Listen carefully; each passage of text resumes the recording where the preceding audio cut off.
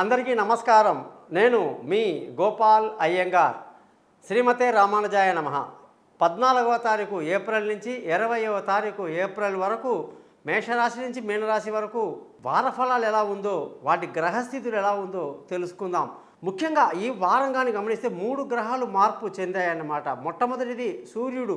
తమిళ వర్షపరపు అంటారు. తమిళనాడు వాళ్ళకి ఏదైతే కొత్త సంవత్సరం అనేది సూర్యుడు మేషరాశిలోకి ప్రవేశిస్తే మొదలవుతుందన్నమాట. అయితే మేషంలోకి సూర్యుడు రావడం 12 రాశులకు వాటి ప్రభావం ఎలా ఉంటుంది, అలాగే శుక్రుడు మీనరాశిలోకి వచ్చేశాడు. బుధుడు కూడా వక్రగతిలో ఉండి మీనరాశిలోకి రావడం జరిగింది. మరి దీనివల్ల కూడా 12 రాశుల ప్రభావం ఎలా ఉంటుందో తెలుసుకుందాం. ముఖ్యంగా ఈ వారం గ్రహస్థితి చూసుకుంటే సూర్యుడు, గురువు మేషరాశిలో, కేతు కన్యారాశిలో, శని కుజ గ్రహాలు కుంభరాశిలో, శుక్ర బుధ రాహు గ్రహాలు మీనరాశిలో సంచరిస్తున్నారు. చంద్రుడు మిథునం కర్కాటకం సింహరాశిలో ప్రయాణిస్తున్నాడు. ఈ వారంలో మనం కానీ చూసుకుంటే మొట్టమొదటి ఆదివారం నుంచి శనివారం వరకు, ఆరుద్ర నక్షత్రం నుంచి పుబ్బా నక్షత్రం వరకు, షష్ఠీ తిథి నుంచి ద్వాదశి తిథి వరకు కూడా ఈ వార ఫలాలు మీకు చెప్పడం జరుగుతుంది. మీరందరూ కూడా శ్రద్ధగా విని మీ జాతకాలు తెలుసుకోవడానికి కోసం కానీ నా యొక్క పై నెంబర్లో మీ పేరు, date of birth, time of birth, place of birth నాకు పంపించండి. మీ జాతకాలు రెడీ చేసి మీతో ఫోన్లో మాట్లాడి 15 నిమిషాలు 20 నిమిషాలు మీకు క్లియర్గా ఎక్స్ప్లెయిన్ చేసి 50 పేజీల జాతకాన్ని మీకు మెయిల్ చేయడం జరుగుతుంది.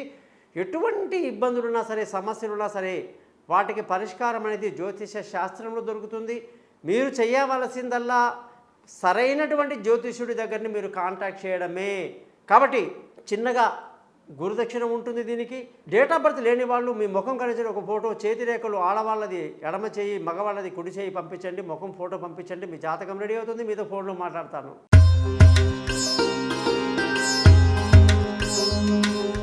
మకర రాశి వాళ్ళందరికీ కూడా 14వ తారీఖు ఏప్రిల్ నుంచి 20వ తారీఖు ఏప్రిల్ వరకు ఈ రాశి వాళ్ళకి సూర్యుడి యొక్క మార్పు ఉచ్చస్థితిలో రావటం వల్ల అలసట, ఎండలో బాగా తిరగడం వల్ల వడదెబ్బ, ఇలాంటి అనారోగ్య సమస్యలు ఉంటాయి. జాగ్రత్త వహిస్తూ ఉండాలి.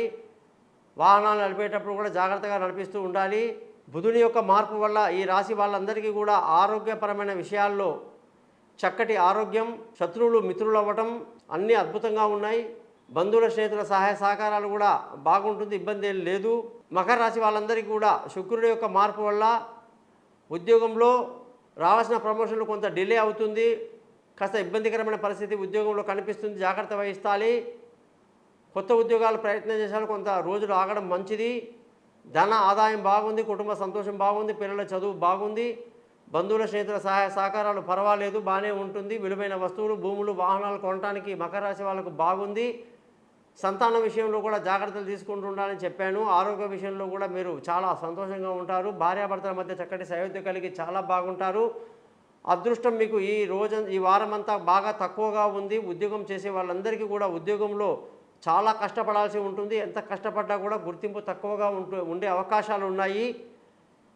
వ్యాపారం చేసే వాళ్ళందరికీ కూడా వ్యాపారంలో ఈ వారం మంచి లాభాలతో ముందుకు దూసుకువెళ్తారు. ఖర్చులు మీకు బాగా అధికంగా ఉండే అవకాశం లేకపోలేదు.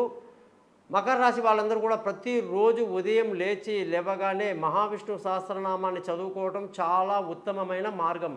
మీరందరూ 12 రాశుల యొక్క ఫలితాలు విన్నారు కదా. ఇక మీ జాతకాలు తెలుసుకోవడానికి కోసం నేను ఇచ్చిన పై నెంబర్లో నన్ను కాంటాక్ట్ చేస్తారని ఆశిస్తూ నా యూట్యూబ్ ఛానల్ పేరు thesimpleastrologer.comని సబ్స్క్రైబ్ చేస్తారని, మీ బంధువులకి స్నేహితులకి నా గురించి తెలియజేస్తారని, జ్యోతిష్యం కొరకు మీరు నన్ను సంప్రదిస్తారని ఆశిస్తూ మా ఆశీస్సులు మీకు, మీ కుటుంబానికి ఎల్లప్పుడూ ఉంటాయని తెలియజేస్తూ సెలవు తీసుకుంటున్నాను. మీ గోపాల్ అయ్యంగార్.